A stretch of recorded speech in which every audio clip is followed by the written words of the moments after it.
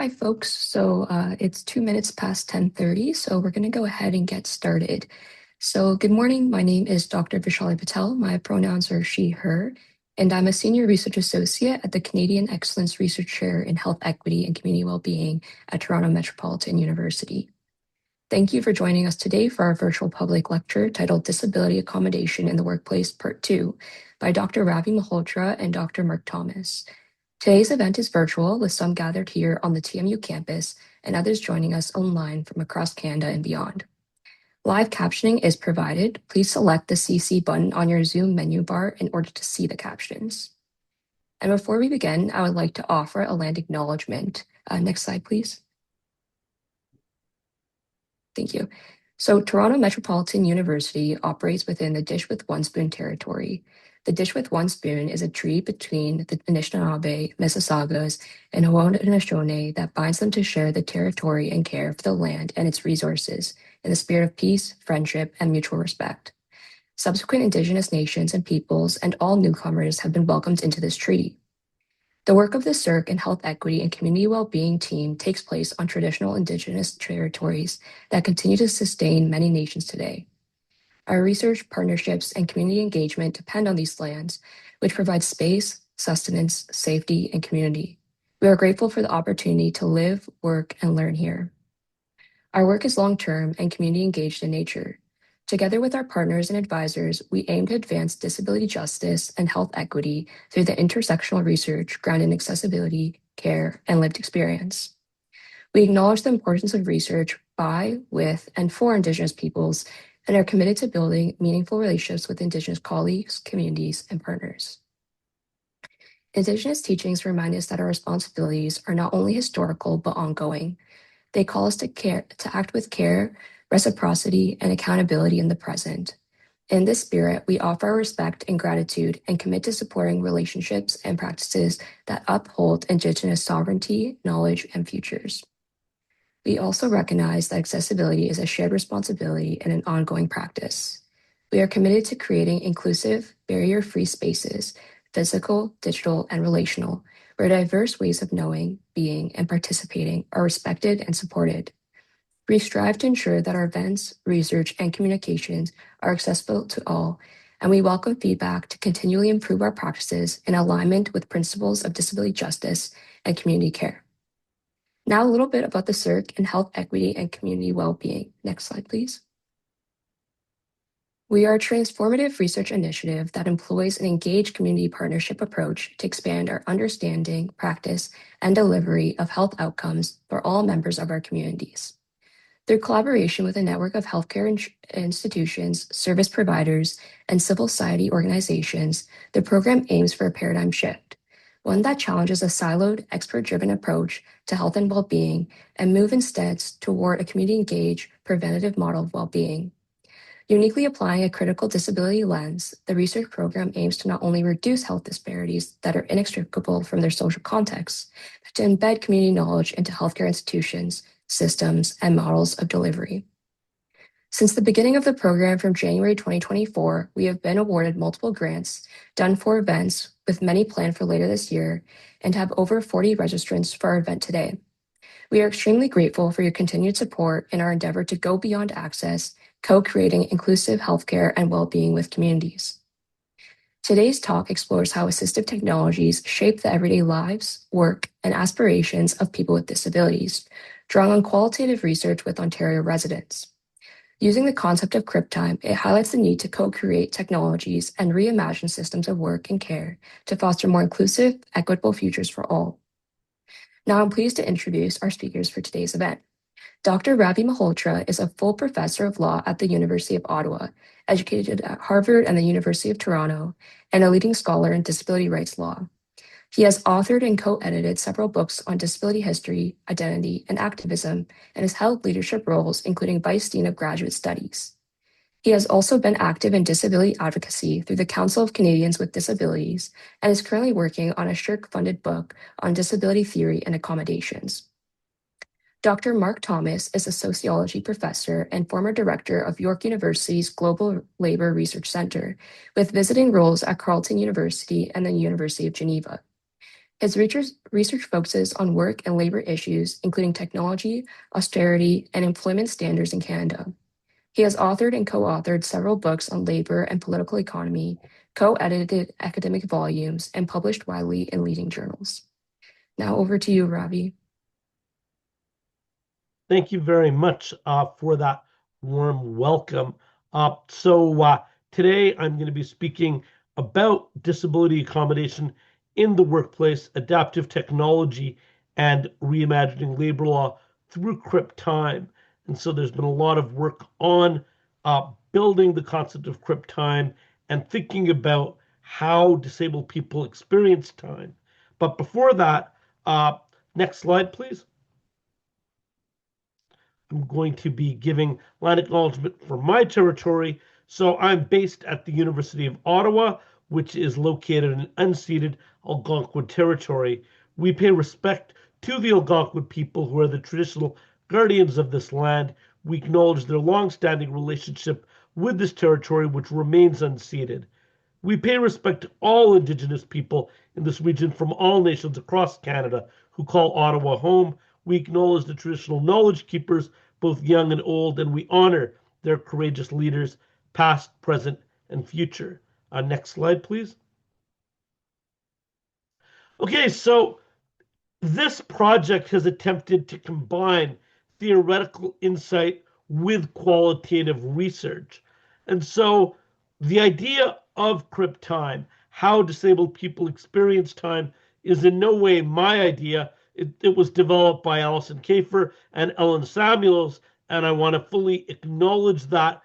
And what I've done is try to apply the idea, which is essentially how disabled people experience time in the context of socio-legal research. So I'm based at a law school, and so I'm working on a book that is under contract for Bloomsbury Academic that uses the ideas, or I propose to use the ideas of the philosopher Cornelius Castoriadis to develop or elaborate on a concept of Crip Time using some of the ideas that he proposes. And there's been relatively little research with respect to Castoriadis's analysis of time, although some of you may be familiar with Habermas's philosophical discourse of modernity. That's probably where most people in the social sciences encounter Castoriadis through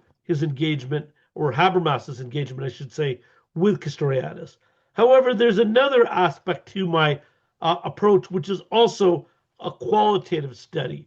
So I acknowledge the role of SSHRC that funded an Insight grant and allowed me to interview around 39 participants, and we had focus groups as well for adults 18 to 65 across Ontario.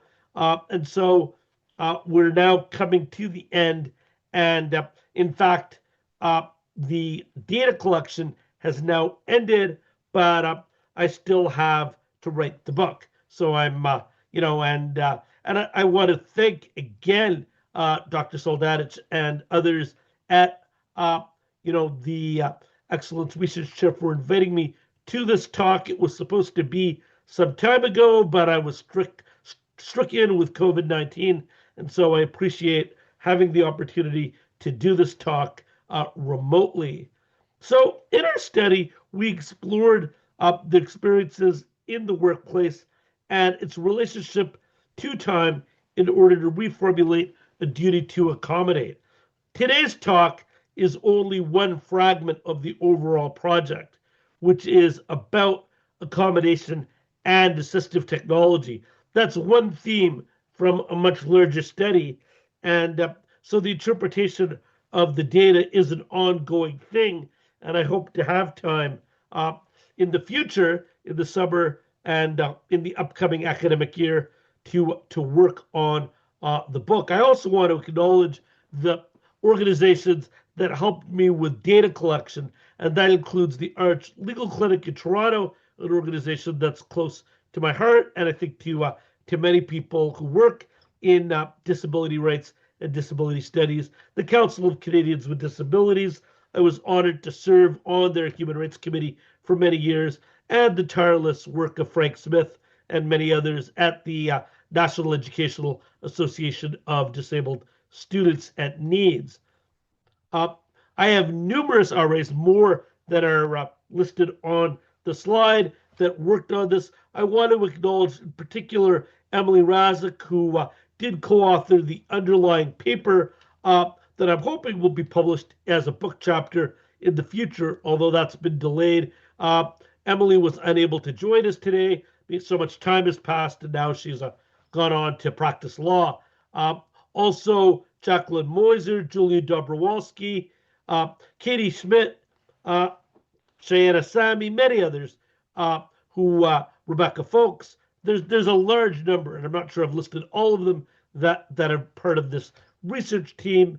But now data collection has finally ended, and so we are trying, or I'm trying, to interpret the data and get on with the analysis. Next slide, please. Okay, so what was our methodology? So in general, as I've said in other talks that I've done for this project, you know, I was inspired by the open-ended approach that Munger and Engel advocate in Rights of Inclusion. So that's a book where they look at the relationship between rights and identity. And if you get nothing else out of this talk, assistive technology just doesn't float your boat, you're just not that interested, I still recommend you read Rights of Inclusion. It's a masterful study of qualitative research, and in that book, you know, they take what's known as grounded theory. So the interviews are open-ended. That's not to say there's zero structure. Obviously, research assistants and myself were guided by research questions, but it was very open-ended. And so the focus groups and individual interviews were recorded, transcribed verbatim, and anonymized. So we had focus groups, we had individual interviews, and a pseudonym was assigned to each participant to ensure confidentiality. And of course, today I'll be using exclusively pseudonyms to refer to the participants to protect their privacy, you know, for obvious reasons. And so following transcription, participants were provided with a copy of the final transcript and were given a couple of weeks to review and amend this. That didn't necessarily work as much as I would have liked. Many participants had moved on with their life, but we still wanted to give them the opportunity to do that. It was not mandatory, but it was done to ensure accuracy and allow participants to add any relevant details. And for the purposes of our talk today, sometimes they would correct technical terms related to technology. You know, I come with lived experience, having always been disabled, but I'm not an expert on every kind of assistive technology. And so having this mechanism was often useful. The data from the finalized transcript was subsequently coded using in vivo qualitative data analysis software, and both the transcription and coding processes were collaborative efforts within the research team. So, and in fact, I deliberately hired an RA that was trained in this, so she knew far more than I do about data collection and qualitative analysis. Next slide, please. Okay, so some of the themes of the study were the participants' experience with the duty to accommodate, their working arrangements, concepts of time, and the intersection of race, gender, job class, or what kind of job they did, and disability. So qualitative research is its own thing. It's often poo-pooed or dismissed by quantitative researchers, but those of us that do it, I think, are passionate about it. I'm not a trained sociologist. I'm an amateur in the world of qualitative analysis, but I think that you know, it has value in its own way. It also has limitations of the study. So one of the things that we did, I did not set out, for example, to do a study of professionals or lawyers with disability. I'm a lawyer. My goal was not to go out and interview a bunch of lawyers. But given that Arch was one of our research participants, and given the professional nature of the organizations that we liaised with, we got a lot of disproportionately professional categories, including lawyers, much more than is reflected in the general population. And for those of you that are in sociology or in the world of research methods, I don't want to bore people here. I think that, I think technically some people call that the snowball method, in that we asked people to reach out to others to give us participants. They gave us our friends, but they're lawyers. Their friends are also lawyers. They have disabilities. So, of course, they met the criteria and we interviewed them. And I think that's all good. But it is troubling only to the extent that, we did not gather as many blue collar working class participants as we would have liked. There's a bias towards people with physical or sensory disabilities, not so much people with mental health or learning disabilities that do blue collar jobs. And so even though it was a provincial study, for whatever reason, I think it did end up having this bias towards professionals. And so that may affect our findings in a way that was not intended.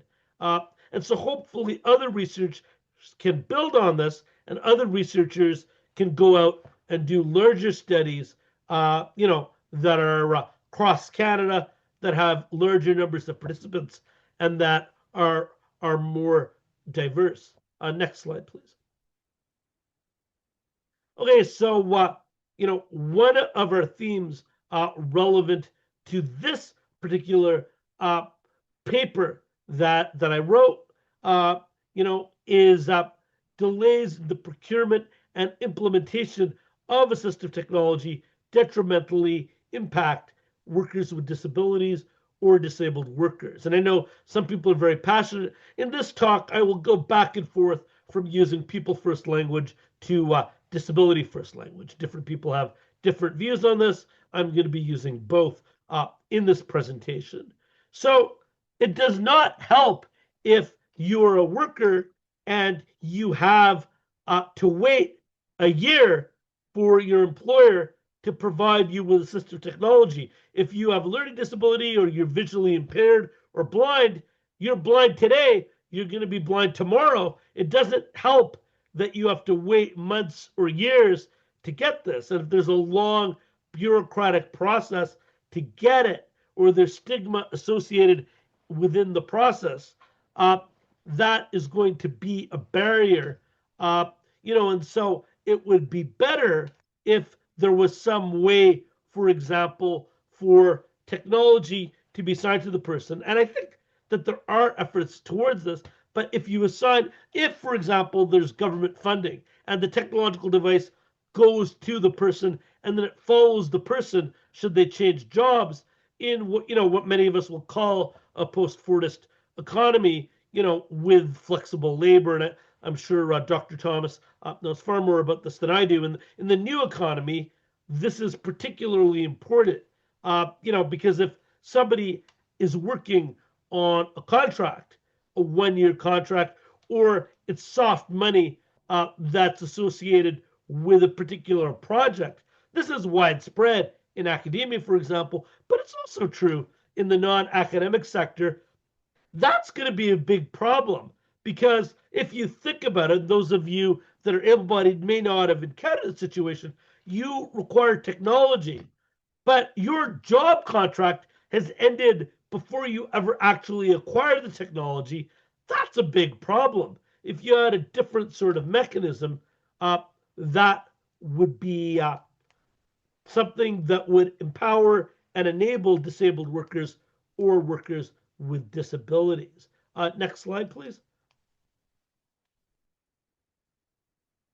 Okay, so here some of the ways we looked at delay. I think if there's another click, you'll get a title on the screen, I think. Yeah, this is a typology of delays in the implementation of technology. Employers were unwilling to procure the necessary assistive technology. There were severe delays in obtaining approval, or there's delays in implementing accommodation once approved. Because when a person gets a technology, particularly a new technology, there's a learning curve to using it, there's a trial period, and that's going to be extra frustrating if she have already had to wait a long time to acquire the technology. Next slide, please. Okay, so we'll take a look at some quotations, some voices from our study. So Morris, a pseudonym for a 46-year-old blind South Asian man, says, my manager now refuses to allow me to submit a request for anything unless it's put through the system, and the system is inaccessible. So you're talking about barrier upon barrier, but in fact, a lot of these systems particularly in the private sector, are in fact accessible. At my employer, we use something called Workday. Workday is notorious for being extraordinarily complex, and I'm being polite. I mean, I think my union's quite upset about the implementation of Workday. This isn't gossip. I mean, there's public documents. I think the public media in Ottawa has covered the implementation of Workday, as far as I can recall, because there's so much disruption and dysfunctionality, and that's in general. That's not even about the accessibility features. You can imagine that would be even more troubling. So Morris says, I can't simply write an email and make a request anymore. I have to open up the right software, create a request, do the entire thing, and if I can't do that, then I have to find a colleague who can help me do it. As a result, I'm always having to work in tandem. That's terrible. I'm not allowed to reach out to people from other verticals, so that's debilitating. That's further debilitating me and making me feel like I'm disabled. And so, again, this concept of Crip Time, of course, is related to Michael Oliver's theory of the social model of disablement, which I think is familiar probably to many people in this audience. But you'll see here Morris, who I think had a lot of activist consciousness, is using social model language. He's not disabled. He's disabled by the fact technology is creating this barrier. And certainly, even as a professor, you face more and more. I personally face these kind of things where you've got to use the system. You just can't email someone you want to hire an RA. You've got to go through the computer system to submit a request. You've got to follow the procedure. It's got to go up the chain. And I'm a professor, imagining in other contexts, I think a lot of this employment management software is creating barriers for many people with disabilities that were unanticipated, completely apart from the fact that a lot of these software programs are generally dysfunctional and don't work well for anyone. I mean, that's a personal opinion, but they especially don't work for workers with learning disabilities or who are blind or visually impaired, and many people with physical disabilities as well will require assistive technology. Next click, please. So Megan is a 45-year-old blind Franco-Ontarian woman. So she has multiple identities she's bringing to this project. And she says, so we counter-offered once the offer of the transition program came, and then their final offer was the career transition program again, even though we had offered them the company that could, because the platforms that we're using, like my job would have been like to place people in like confidential content, either or two separate jobs using the same sort of program. Luckily, we tested the platform and it was totally inaccessible. And the programmer that was there said, oh, it'll take us a year to make it accessible. So, here's qualitative data illustrating the point that I'm trying to make about delays. Next click, please.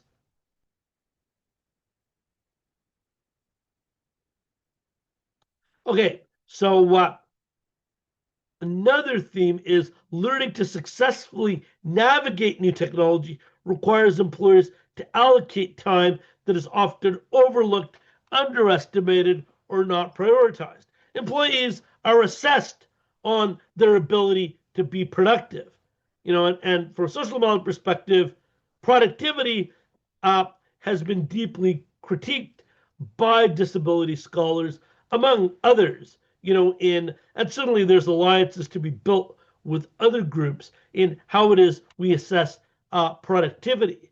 But when you have to take more time for assistive technology, then the employee, she or he may be perceived as inefficient or incompetent, when in fact the implementation and navigation of new technology requires time. And that has to be factored into when assessing employees. Otherwise, you're creating what's potentially, I would say, as a human rights lawyer, is a discriminatory situation. You're potentially unfairly assessing the employee because you've not taken into account the fact that how technology is assessed is going to be a problem. And so I want to acknowledge my research assistants because we worked through this dialogue together and developed some of the concepts together. Next slide, please. Okay, so again, Megan, the 45-year-old blind Franco-Ontarian woman, says, make sure that they have all the technology they need before they start their work. The employer has to understand, okay, well, I might not be able to do some parts of the job because I don't have this technology, right? So they really have to understand that time is a big factor. And just understanding that, we need more time to accomplish certain things and not to give us, I think our performance appraisals need to be a bit different as well because of that, because we need more time accomplishing a job.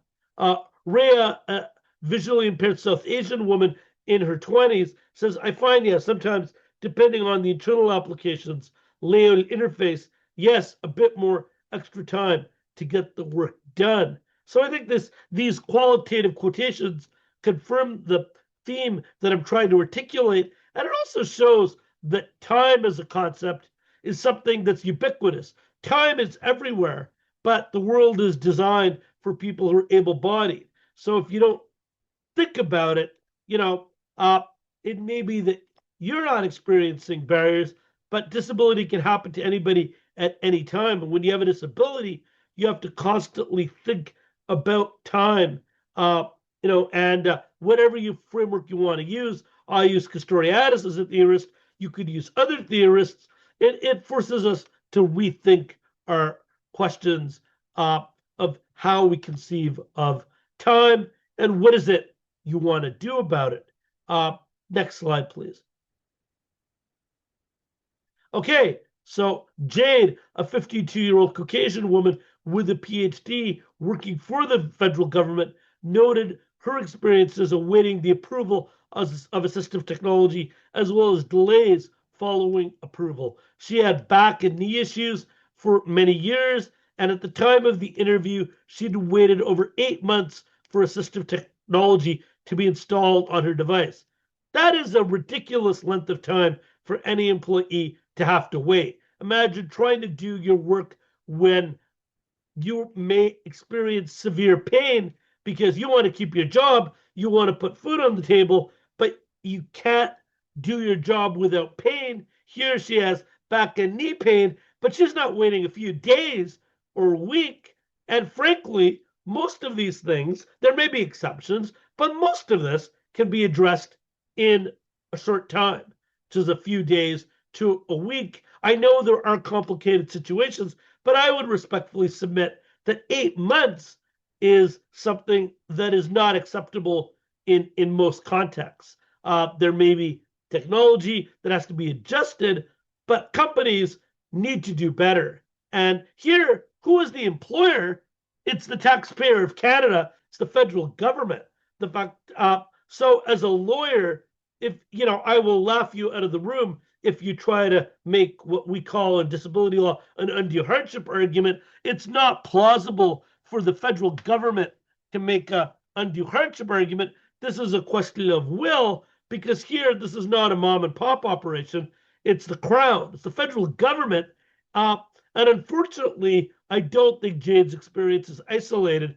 There are real problems in how the federal government treats employees. And of course, outside the disability context, all over Canadian media, you have the Phoenix program, which I think has attracted a lot of media attention, where federal government employees were not paid properly for years and years because their technology was incompetent, and that was a major scandal in Ottawa. And I think, but affected federal employees across the country.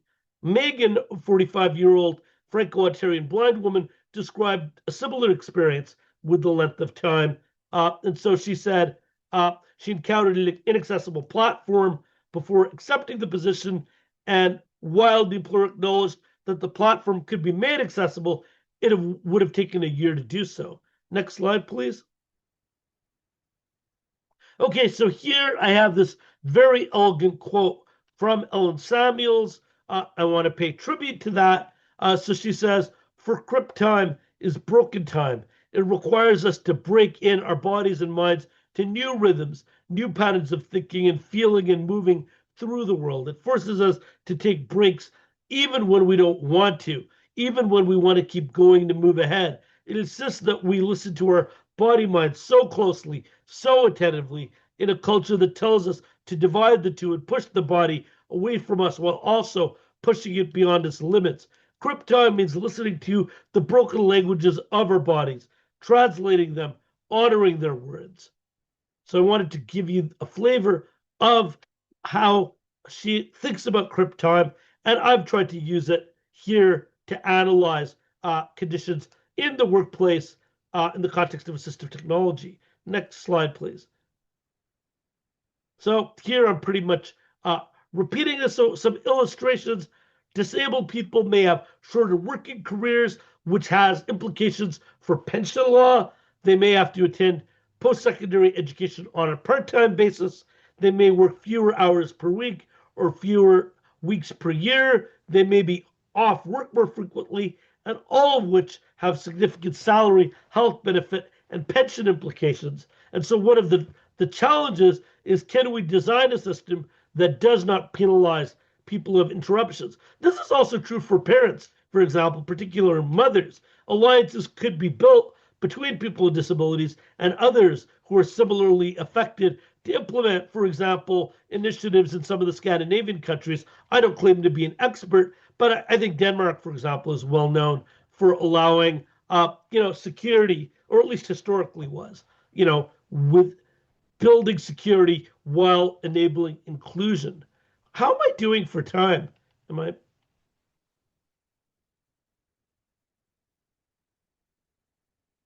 Okay, I'm just going to keep going. Then we'll see Hi, how it goes. Ravi.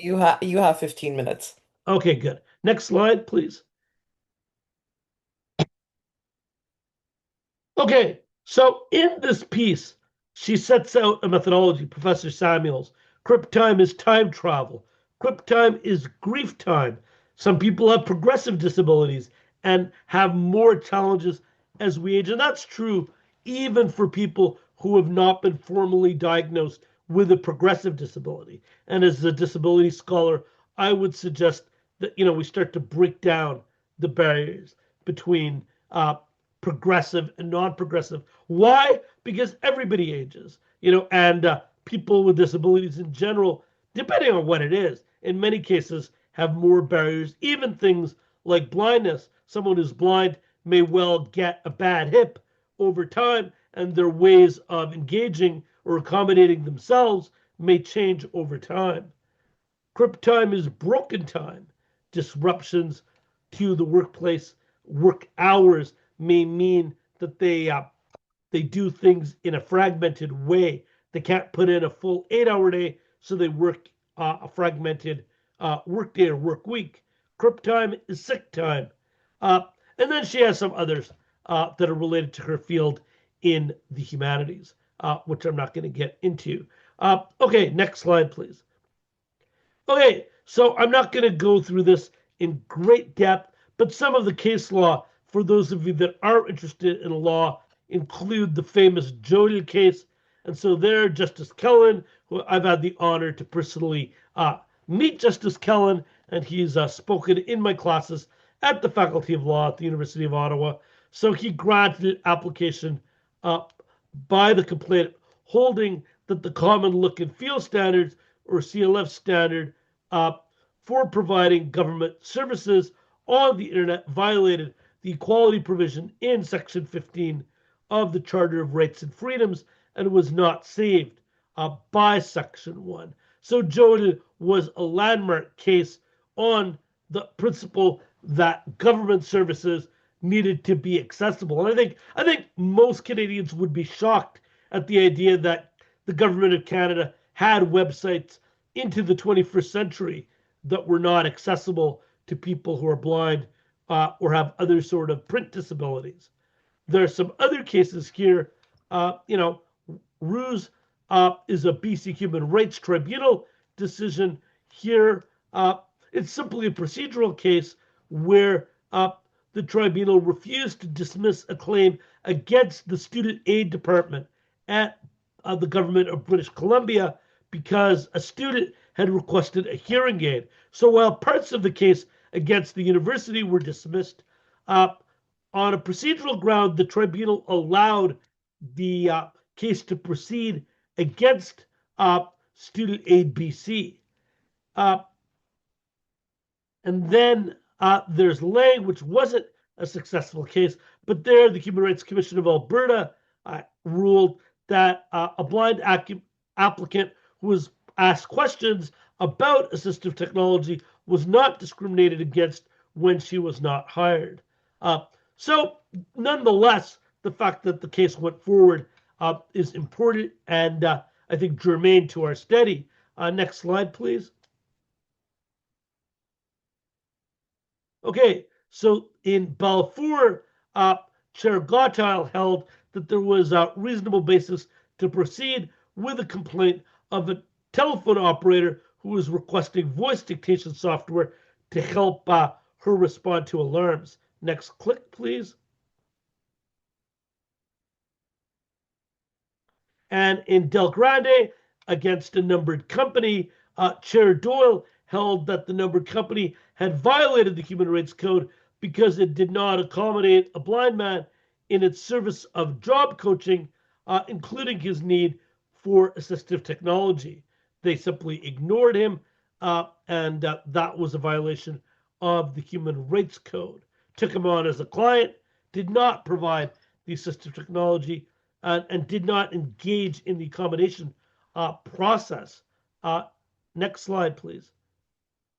Okay, so in the 10 minutes or less that remain in my presentation, I'm going to be talking a little bit about Professor Castoriadis, the legendary philosopher. He was a polymath, and his interests spanned the fields of philosophy, economics, law, psychology, and political science. He was a Greek-French scholar, published in French, and for those of you that are interested in social theory, in the 50s and 60s, he was a leader of the radical group Socialisme ou Barbarie. So I'm taking on a Castoriadis reading, although he's not as well known as, for example, Foucault or Habermas.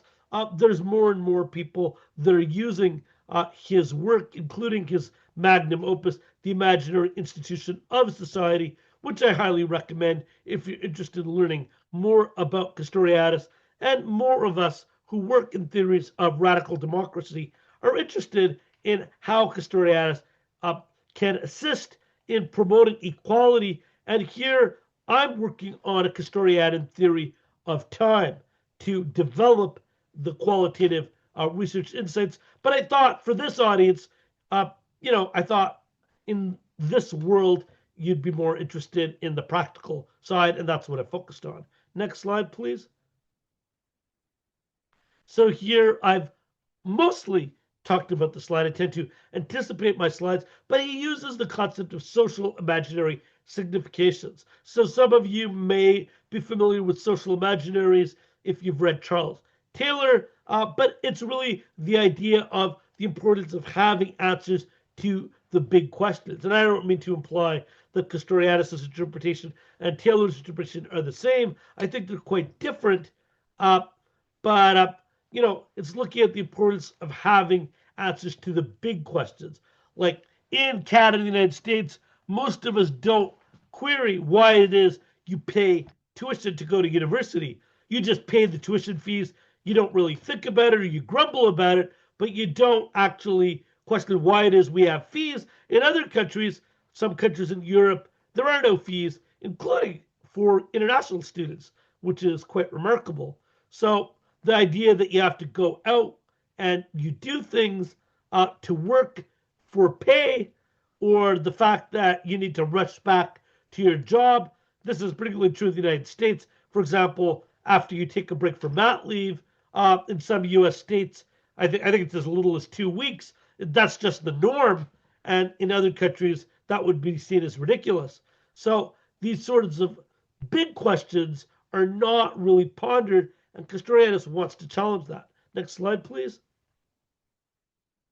So Castoriadis distinguishes between what he calls an autonomous society and a heteronymous society. An autonomous society is where people are free to live their lives and run society freely. He uses some examples from ancient Greek city-states, but in Castoriadis' view, including the old state capitalist or command economy societies, the former Soviet Union, he sees the vast majority of societies as heteronymous. So he's against tyranny in both the East and the West, and wants a truly liberatory society. So there's a Castoriadis quip, makes of the Union of Soviet Socialist Republics, forward for lies. He's not an apologist for tyranny in the East. He wants true liberation. And he says heteronymous societies deny the capacity of ordinary people to transform the world through auto-creation or creation ex nihilo, taking new concepts, brand new concepts. And so here, I think the idea of Crip Time is helpful in that it's a reimagining of how we experience time. Next slide, please. Okay, so I'm not going to go through all of this, but he offers the possibility that individuals may articulate new concepts, new social imaginary significations, and he contrasts the ensemblistic identary logic derived from Aristotle and Cantor with a social imaginary signification. I'm not an expert in psychoanalysis, and I strongly suspect neither are you. So I'm not going to be giving you a deeply philosophical talk on the psychoanalytic dimensions of Castoriadis' talk, but he melds psychoanalysis with class analysis to develop the concept of creation next nihilo, building new concepts that can radically transform the world. As the social imaginary time allows one to see time in a new way, consistent with the concept of Crip Time. Next slide, please. Okay, so Castoriadis, in engagement with other philosophers, says being is time. That's quite a profound statement. For those of you that read Heidegger, I'm not going to get into Heidegger for reasons of time constraints, but it is quite a radical idea. He says that time is a moment of creation. And so some examples would be after the French Revolution, they renamed the months of the calendar. And so did the Russians after the Russian Revolution. We see this in smaller ways in Western society. In the Canadian state, for example, the National Day of Truth and Reconciliation is trying to contest some of the views on settler colonialism, and Martin Luther King Day in the United States is trying to pay homage to efforts to challenge racism. You see that in Gay Pride Month as well. Next slide, please. So with the rise of capitalism, you have the idea that time is money. I can't get into a big discussion of this. Read E.P. Thompson and the Making of the English Working Class. Castoriadis sees capitalist time as a time of accumulation and disasters. And so, if you don't already know this, he wrote his magnum opus in the early 70s, but it has a lot of salience today. So I would say Castoriadis was a philosopher ahead of his time, and he anticipates what Naomi Klein's disaster capitalism in many work. So as Marta Russell and others have shown, the rise of factories excluded disabled workers who could not keep up with hourly or even minute by minute production targets. And so I was honored to do an anthology from Routledge honoring Marta Russell's work. If you're interested in more of the application of theories of wage labor and class analysis in the context of disability, I encourage you to read Marta Russell's work and also the anthology that I edited from Routledge, Disability Politics in a Global Economy. Next slide, please. Okay, so globalization and the acceleration of time. So there's a dramatic shift in technology to the expectation that workers will always be available. This has negative implications for work-life balance. So the American firm Paul Hastings had a scandal when one of their private tweets at a work session went public, was leaked to the public, and somebody said, an associate told incoming lawyers, "You're online 24/7, no exceptions, no excuses." That's sort of an extreme version. There's a quip, and I can't remember where I read this, but that the purest example of Marxist theory of exploitation centered in Volume 1 of Capital is an articling student at a law firm. So, that's, where every minute of labor adds funds, money to the income of the partners. Next slide, please. So social imaginary time as Crip Time is where I want to go in terms of my book, which I hope to write in the next year. Castoriadis' conceptual framework allows us to imagine new social imaginaries of time which empower workers regardless of ability. We need to move away from value placed on productivity to enable people who work part-time to be equally acknowledged with equal dignity, and it requires destigmatizing those who work part-time as inauthentic workers. And here I'm referencing some of the literature and labor law studies about who is an authentic or inauthentic worker. And so women, people of color have been seen as inauthentic workers. And I think that's also true for workers with disabilities. Next slide, please. So here we need to expedite the provision of adaptive technology. We need to have legislated performance standards for the implementation of effective accommodations in a timely manner. And we need to provide funding for assistive technology attached to the individual, as I alluded to before. So if you're wondering, I provide, as a legal scholar, both moderate or reformist suggestions for legislators to have law reform projects, but I also gesture for those of you that are more radical, that want more transformative change, more radical reforms that could be done by disability rights advocates. And I don't have space here, but if you're wondering about the concept of Crip Time, in other work with Jacqueline Moiser, one of my RAs, we distinguish between Crip Time from above, the barriers people face, and Crip Time from below, which is the idea of reclaiming Crip Time to empower disabled people. And later on in questions, I'm happy to elaborate if anybody wants to know more about that. So I think I just have one more slide, I think. So I'll conclude there. I think I'm at the end, and simply thank you for your patience and turn it over back to the moderator. Thank you so much for your talk, Dr. Malhotra. I'd now like to invite Dr. Mark Thomas to provide some comments based off of Rafi's talk.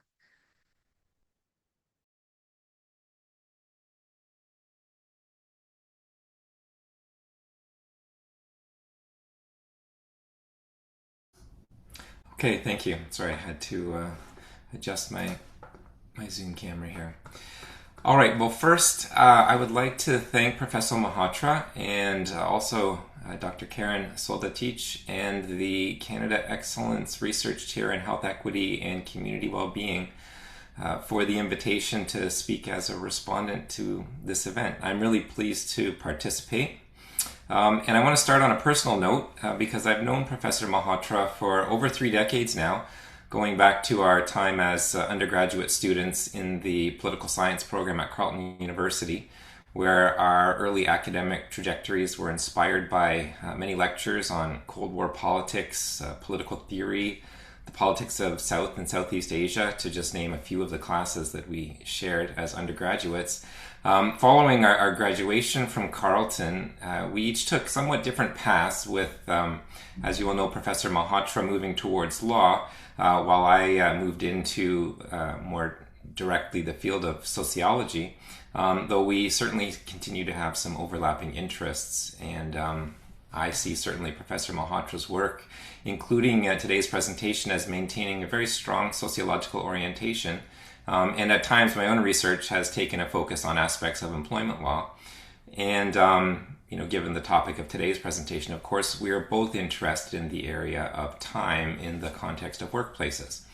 I should also say that Professor Malhotra's work on disability in the workplace has been deeply influential in my teaching, where I teach courses in the sociology of work that build on Professor Malhotra's very important research on barriers to creating accessible workplaces.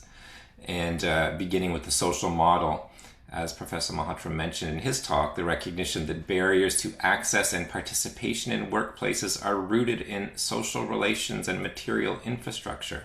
My courses take up the study of inequities in the workplace in a way that incorporates a disability lens. And as well, the chapter in my textbook, Work and Labor in Canada, includes a chapter on the inaccessible workplace that draws heavily from Professor Malhotra's scholarship. So certainly my work is indebted to the important work that Professor Malhotra has done and continues to do.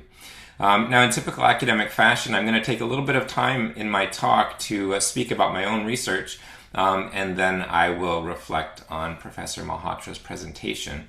And I want to cover 3 elements. First, I'm going to present a framework that I draw on for understanding what I'm going to refer to as capitalist time. And here I'm going to build primarily from the work of Karl Marx. And perhaps in the discussion it will be interesting to have some reflection on interconnections between Marx and the framework from Castoriadis that we just heard about. Second, I'm going to discuss some forms of resistance to capitalist time, looking at both informal tactics as well as wider movements, in particular around movements towards reduced working time. And finally, I'm going to reflect on the framework presented by Professor Malhotra and offer some questions for further discussion. In the interest of time, I'll keep all of this fairly brief, and if I have to cut some sections short to meet the timing of the seminar, I'll do that and be happy to follow up in discussion questions. The basic argument that I want to make in my presentation is that the standard model of capitalist working time is premised on surplus value extraction. And this model of time pushes people with disabilities out of the labor market. And we heard some of this from Professor Malhotra's presentation. And what I argue in this talk, or what I will argue, is that Professor Malhotra's approach contests capitalist time and presents a radical reimagining of time premised on the inclusion for disabilities. I'm going to base my remarks on some of my research on work time and technology and the digital economy, which is my latest focus, where I aim to study how new technologies have contributed to the transformation in the organization of work. So first, I'm going to start with some aspects of the work of Karl Marx and how I look to Marx to understand interconnections between time, technology, and capitalism. And in particular, I look to Marx's work in Capital Volume 1, where Marx develops what I would see as a political economy of technology and working time, rooted in his assertion that within capitalism, the production of surplus value is achieved by establishing control over the length of the working day and through the production of efficiency gained through the use of technology in the labor process. Now, because we're on a short timeline here, I'm not going to get into an extended discussion of the labor theory of value. But for our purposes, I would like to note that for Marx, surplus value is, of course, the value produced beyond the socially necessary labor time that is needed to produce the commodity of labor power. And in essence, what this means is that the aim of the capitalist is to maximize the amount of surplus value extracted from the labor power of the worker. And we can see in principle two ways that this is accomplished, at least according to Marx's framework. One is achieved through the lengthening of the working day. In other words, maximizing the hours of work that a worker may be expected to perform labor within a workplace. And this gives us our first connection to what I've referred to as capitalist time, establishing the length of the working day so as to facilitate the production of surplus value. And for Marx, of course, this is absolute surplus value. So lengthening the working day. So already we can see, based on Professor Malhotra's presentation, something that is at odds with inclusion, right, of peoples with disabilities. For Marx, he captures this in the phrase, moments are the elements of profit. Now, of course, there are many tensions and difficulties associated with maximizing or continually pushing to lengthen the working day. And so a second element of time and capitalism come together through the introduction of technology. And Marx talks about this in his discussion of the production of relative surplus value, whereby technologies are inserted into the labor process in a way to maximize productivity without increasing the length of the working day, so as to facilitate the production of greater surplus value within a standard working day. Here, what we can see, for example, are various technologies going back to early factories and the introduction of the assembly line, all the way up into today's contemporary workplaces, with the variety of digital technologies that enhance productivity, increase the speed of production, and facilitate a variety of ways of communicating and working remotely and so on. There's a long sociological literature looking at the ways in which technology has been inserted into the labor process, contributing to things like de-skilling and various forms of technologically mediated control. And so the work of, for example, Harry Braverman or Richard Edwards, and also I heard Professor Malhotra mention the important work of British Marxist historian E.P. Thompson, where E.P. Thompson was, of course, looking at the ways in which clock technologies were introduced to orient people to a new form of capitalist time discipline. And what Thompson argues in essence is that the various kinds of technologies that become present in capitalist workplaces related to time have the effect of normalizing this version of capitalist time that I've been talking about, where we assume that the capitalist will have control over the length and the pace of the working day. And so in summary of this short version of Marx's discussion of time and technology, and for the purpose of making reference to Professor Malhotra's presentation, what we can see are three elements then to what I've discussed as capitalist time. First, the control over the length of the working day. Second, the use of technology to intensify what happens during the working day. And then third, via Thompson, the normalization of these kinds of practices and often the internalization that we come to accept and expect from how work is organized. Now, thinking about, I'll turn to the second part of my presentation, and that is about resisting these forms of capitalist time.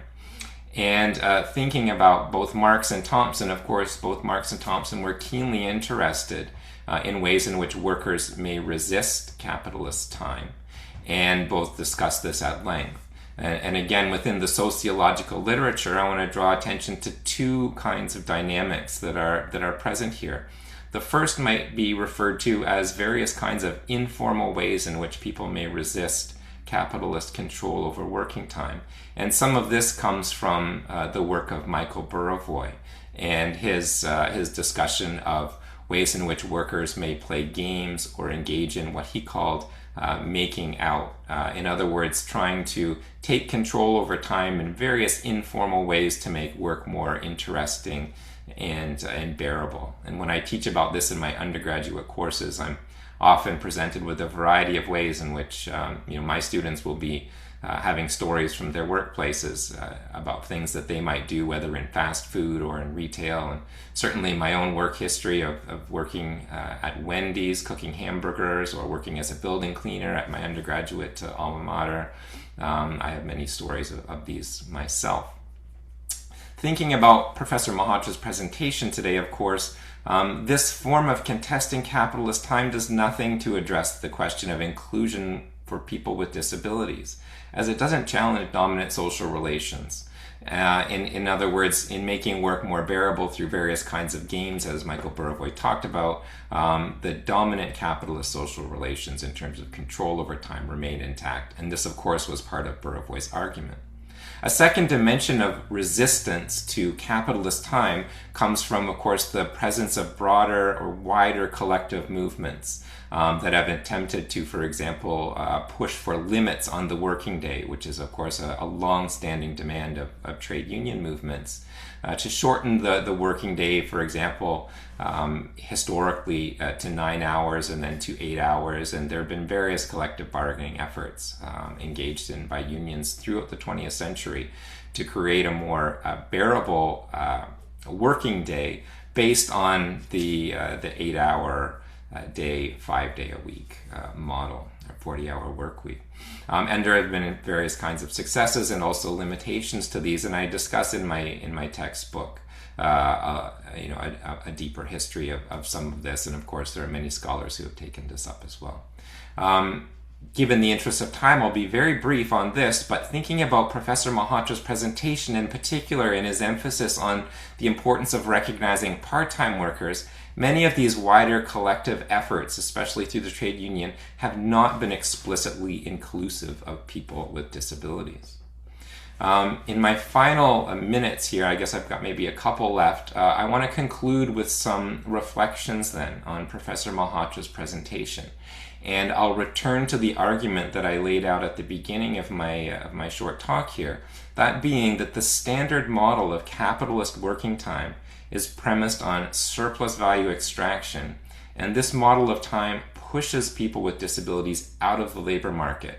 What we can see in Professor Malhotra's intervention is an approach that contests capitalist time and presents a radical reimagining of time premised on inclusion for people with disabilities.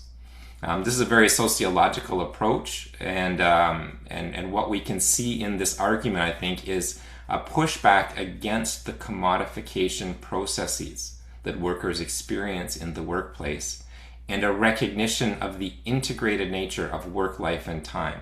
And this is the social imaginary that stems from the engagement with Castoriadis. It provides a principled direction on inclusion with concrete proposals to construct more inclusive work time practices, and also prioritizes the involvement of people with disabilities in the design of policies and practice, which itself is a radical reimagining, and if so, could help mitigate against the use of technology as simply a productivity enhancing practice. And so what I see in conclusion then, through this focus on Castoriadis and Crip Time, is a powerful social imaginary that has potential for wide-ranging social transformation. So in the interest of time, I'm going to stop here. What I would like to do to wrap up, though, is offer a few questions for Professor Malhotra to consider, and also perhaps for general discussion. And I'll list them quickly, and then I'll conclude. My first question, does Crip Time also need a gendered lens? And if so, what would be the implications of a gendered lens through Crip Time? In terms of legal reforms, I think some interesting avenues were discussed, but I'm also wondering if there are limits to legal reforms, and if so, what other avenues for social change might be considered?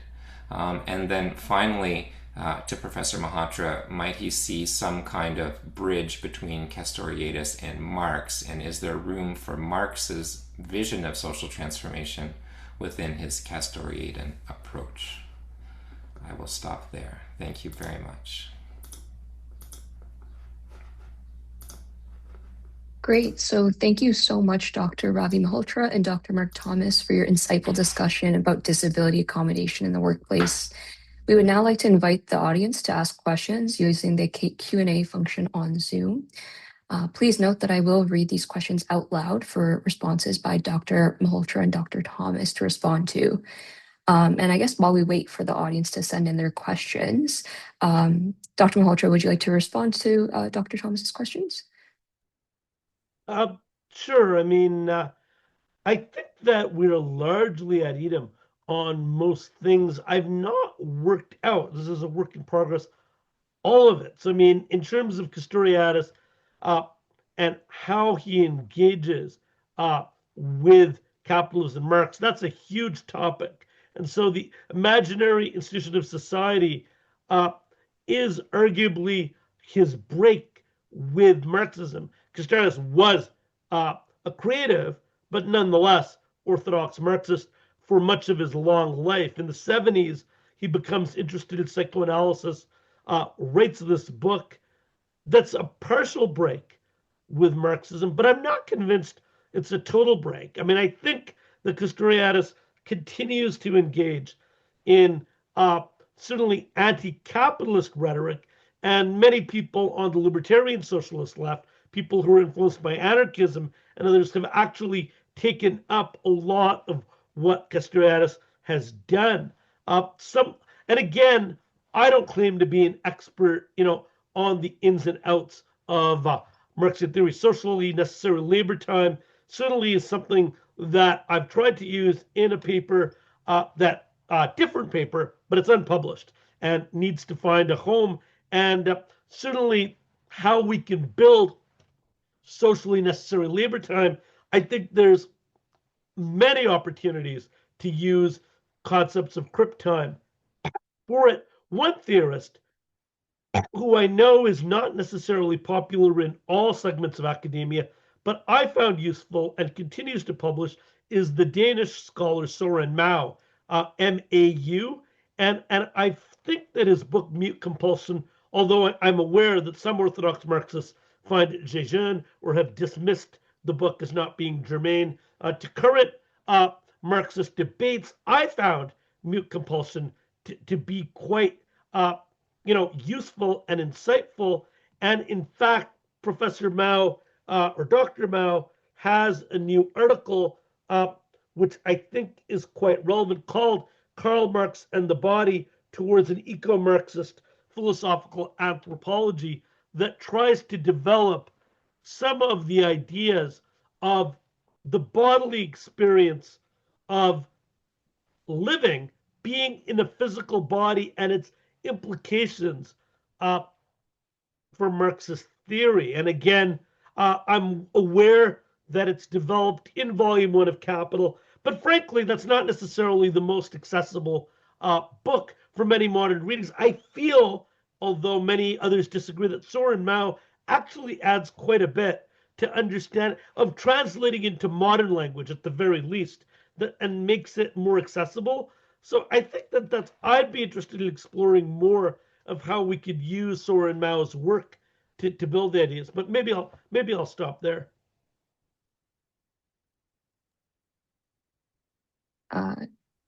Thank you for your response to that, Dr. Malhotra.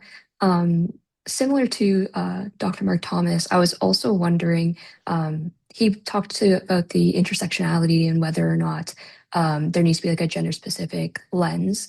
I was wondering if within your study, the participants' experiences differed based on their disability, and if you could comment a bit about that. That's very interesting. I think that generally it's difficult to generalize, but I think that one common theme, getting beyond the scope of today's talk, is that clearly there's a gender dimension, both in terms of the comments that that I'm going to have to explore elsewhere, from women participants. But there are also other things. So women participants obviously have to balance childcare disproportionately. There's all these things that I think is well established. The literature in my study is no different in that, I think that's clearly the case. Although I likely had fewer parents, I suspect, in this study than others for various reasons. But the other thing is and I think this is a common theme across qualitative research and disability generally, is that people who have invisible disabilities spend a lot of energy and a lot of time trying to prove that they have a disability in the first place. That they don't. Not only is there a problem with technology, so blindness is a little different. But for people, for example, that have learning disabilities, of which are many require this sort of technology, often they're refused outright at the outset. So they spend time not just waiting for the technology to be implemented, not just waiting for training, not just waiting for the company to acquire the technology, but they go through a long process that could be months trying to establish that they have a disability, getting documentation, proving that it's real before the clock even starts. And so that's sort of a very rote for time.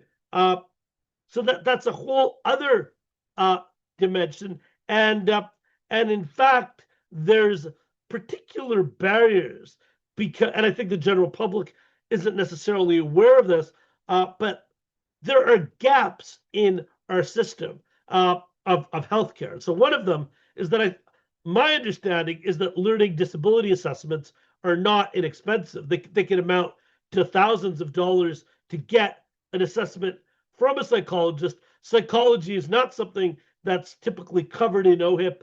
And so you've got to go. And sometimes if you want to get a more formal route that is OHIP covered, and I'm not convinced it's covered at all, but something like psychiatry, there may be an extreme delay. Again, you come back to time, you can get around that, but you have to pay significant money. And if someone is a marginalized worker to begin with, or they have insecure employment, they're not going to be in a position to get this.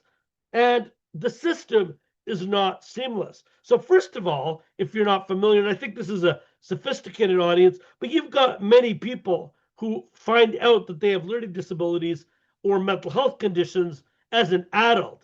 They went through childhood, they didn't discover. The other thing that I think is, and this ties back to my comment about following the person in terms of technology, there's another discussion which I haven't talked about, which is how much documentation does a person need? Because there are people who are assessed as children or as in high school, but and I know this for a fact in the legal system. So when people go, for example, to try to get accommodations from professional bodies in writing the bar exam to become a lawyer, this could apply to other bodies. Often they face a barrier and get into a legal battle because the body says, you did this assessment when you were in grade 9. You're going to have to do this all over again. But the person or their family spent thousands of dollars getting the assessment, and now they've got to do this all over again at the university level or as an adult in the workplace. That's extremely frustrating. And that's a barrier that arguably is not necessary. Now, I'm not an expert in psychology. I know there's people that will debate this, but in my view, this idea that you constantly need to reassess, this happens to be true for other things that also affect disability, but are smaller. So, for example, even permits for wheelchair parking. So I'm born with disability. I'm always disabled. Nothing's going to change. But people with disabilities every few years have to go back to an authorized professional, which for most people is a physician. And we're Canadian. We know how difficult it is to access a physician in Canada. And solely for the purpose of saying, yes, this person was paralyzed 5 years ago. Guess what? They're still paralyzed. They still need the wheelchair permit. But the government bureaucracy mandates this because they're concerned about fraud. But so these same sort of things, occur. So that would be an answer. But definitely on the feminist side, there's much more work, and somebody needs to do a study that addresses fully that question.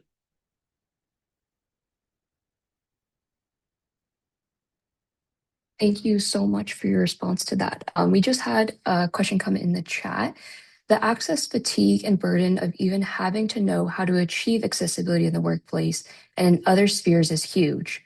I wonder what your thoughts are for education and readily available supports during onboarding at new jobs or even upon arrival to Canada for new to the country workers. It's a multifaceted question, but I was curious on your thoughts. Well, I'd like to be optimistic, but I think we live in challenging times. We live in a time. So, but in terms of trying to be optimistic, I would say a few quick things. The Accessibility for Persons with Disabilities Act, if any of you are familiar with David Lepofsky's work, in general, it's been a huge disappointment. But one of the things that it does do is offer training to employers, or it mandates this. And so the mandated training is an opportunity where AODA training could be updated to address questions like access fatigue. That's an opportunity that builds into a positive feedback loop. You always want to take advantages of feedback loops whenever you can. That's one thing I'll say. And I don't know if Dr. Thomas has other thoughts. The other thought that I have, which may or may not be as readily practical, is for those of us that are in the unionized sector, which I know is not that many, but both Mark and I are union members, and some of you in the audience may be union members. I think unions have a role to play in terms of educating members. So there are more and more union caucuses for people with disabilities, not so much in the private sector, but I think one of the most established is the Alliance, the Public Service Alliance of Canada, I think has them, and they have members, I think, all over the country. That can be replicated. There's no reason why every union wouldn't have a disability caucus. If they don't have it, call up your president, start a disability caucus. You could do that tomorrow, and you could build, and that's something that you could just do on your own, I think, and get it incorporated. I think there's more of that, but those organizations, I think, would be able to liaise. Could it be something that could be wrapped up with joint councils on workplace safety? That's outside my area of expertise. I mean, Mark might have more knowledge than I do, but you've got existing joint councils on workplace safety. Maybe that's something, accessibility onboarding might be something that could have jurisdiction there. If it doesn't, why not? I mean, that's something to think about. I'll stop there. Yeah, Dr. Mark Thomas, did you have something to add to that? Not much in addition. I think Dr. Malhotra covered a lot of ground in his response. But as I was speaking, as he was speaking, I was reminded of a paper that he and I had done many years ago, looking at accessibility provisions in collective agreements. And frankly, I think it's probably time to revisit that, because it's been some time since that research was done. I hate to even say how many years, but it's considerable. And I think that while on the one hand, as Professor Malhotra was noting, there's great potential through the trade union movement to address some of these measures and to play a positive role in creating accessible workplaces. You know, unions have significant capacity to influence employers and workplace practices. But at the same time, unions are a microcosm of the social world, and some of the biases, practices of discrimination, and various kinds of institutional mechanisms that create barriers to inclusion for people with disabilities. These things that exist in the wider world and in workplaces in general, unfortunately, also at times are replicated within unions. And so, as Professor Malhotra and I discovered in our research of many years ago, there actually needs to be a lot of work done still within the labor movement to have a more concerted effort to promote inclusion through collective bargaining and other kinds of practices. Although, as Professor Malhotra noted, there are caucuses, committees, and policies within unions, and there are avenues for progress here. But I think much more work needs to be done. Thank you. So I think we're just at time for our Q&A. So I'd like to take the opportunity to provide some closing remarks. So thank you, Dr. Mark Thomas and Dr. Ravi Malhotra, for your time and insights today. I think we can all agree that this discussion was very fruitful. I would also like to thank our tech support and Tarandeep for all of our communication support and planning for this event. Thank you to everyone for attending and engaging with our talk, both in person and online on Zoom. Please make sure to check out our website for information on today's and future events, news, and opportunities that we have coming up. And for information on our next event, please visit our website and follow us on social media. Thank you. Thank you very much for hosting this and for the opportunity to participate. Thank you. You're welcome.